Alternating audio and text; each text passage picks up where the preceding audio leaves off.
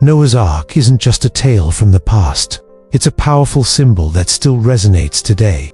What does it really mean for us in this modern world? Let's dive in and explore its deeper significance. Join me as we explore the profound lessons and timeless truths hidden within the narrative of Genesis 6-9. Let us begin.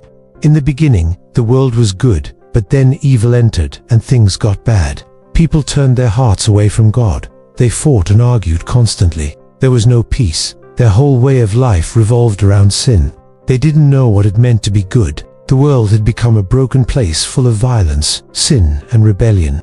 But God saw a glimmer of hope amidst all the darkness. There was one man named Noah who pleased God. In other words, Noah walked with God. He knew right from wrong and he chose right. He knew God's laws and he followed them. This made him very different from everyone else at the time. In fact, the word walked implies a close relationship with God. It means that Noah talked to God and God talked to him. And I imagine their conversations were similar to a father talking to his son.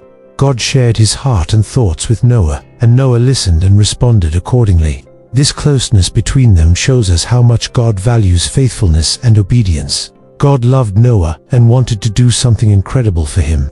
But before we dive into that, let me ask you a question. Do you ever feel like the world is too dark and too broken? Like all hope seems lost? Well, if you do, remember the story of Noah. Even though the world was full of wickedness, God still found someone who was faithful, and that person was Noah. Now, picture this. Imagine you're standing on a crowded street, surrounded by noisy cars and buildings on all sides. But then suddenly you see a small patch of green, a peaceful oasis in the middle of the chaos. That's how I felt when I learned that Noah walked with God. It gave me hope in a world that often feels dark and confusing. Noah's story reminds us that God still sees us even when we feel lost or alone. It encourages us to stay connected with Him, even when it seems like everyone else has forgotten about Him. But let's go back to the story. God told Noah that because he was righteous, He was going to do something extraordinary for him. He asked him to build an ark, which was a huge wooden boat. This wasn't just any boat, it was carefully designed by God Himself.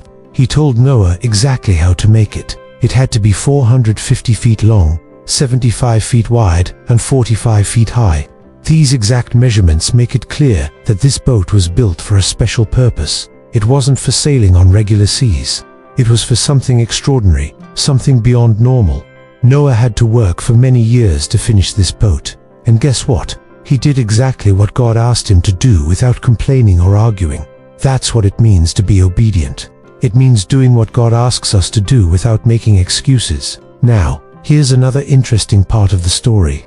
God instructed Noah to bring 2 of every kind of animal onto the boat, male and female. They should come in pairs so that they could reproduce after the flood.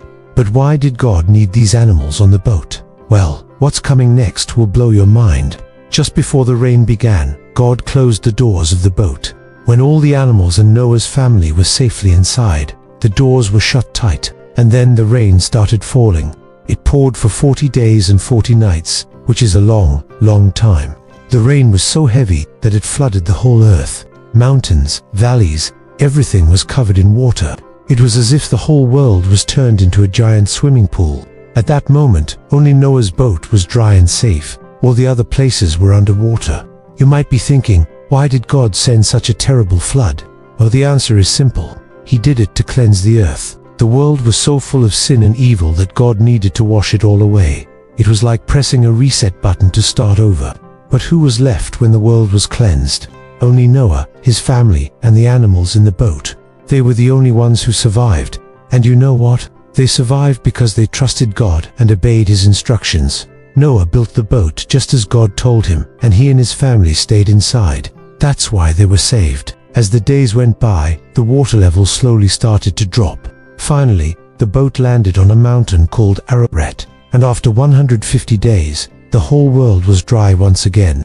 Can you imagine how relieved everyone on the boat must have felt when they saw the sun shining and birds flying overhead? It was a beautiful sight after so much rain. But what happened next was even more exciting. When Noah looked out of the boat, he saw that the ground was covered with plants, flowers, trees, and everything green.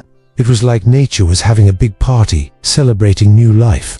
And the best part was that the sky was filled with colorful rainbows. It was a sign of God's love and promise. He had washed away all the bad things, and now he was promising to never destroy the world with a flood again.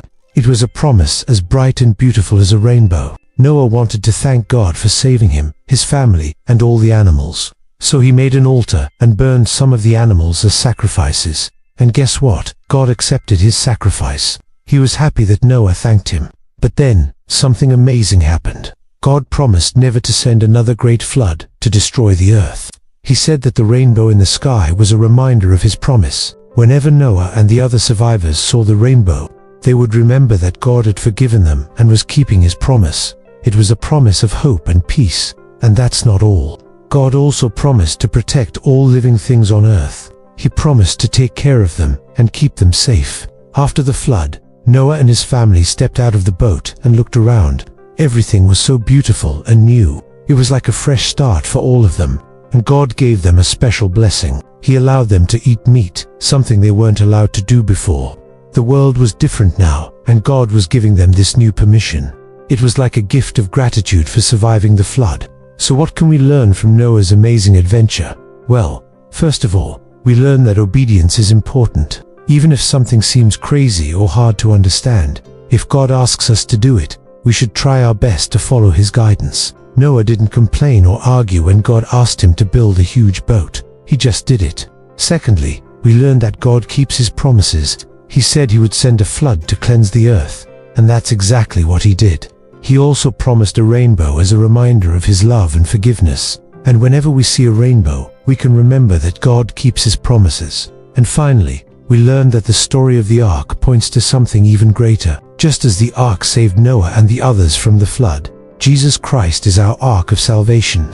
He helps us escape from the danger of sin and gives us eternal life. Alright friends, I hope you enjoyed this adventure with Noah. Remember, God loves you and wants you to be brave and kind. Keep following him and he will always guide you. Now it's time to say goodbye. But before you go, don't forget to give us a thumbs up if you liked the story. And remember, God loves you very much. Take care and see you next time. Bye bye.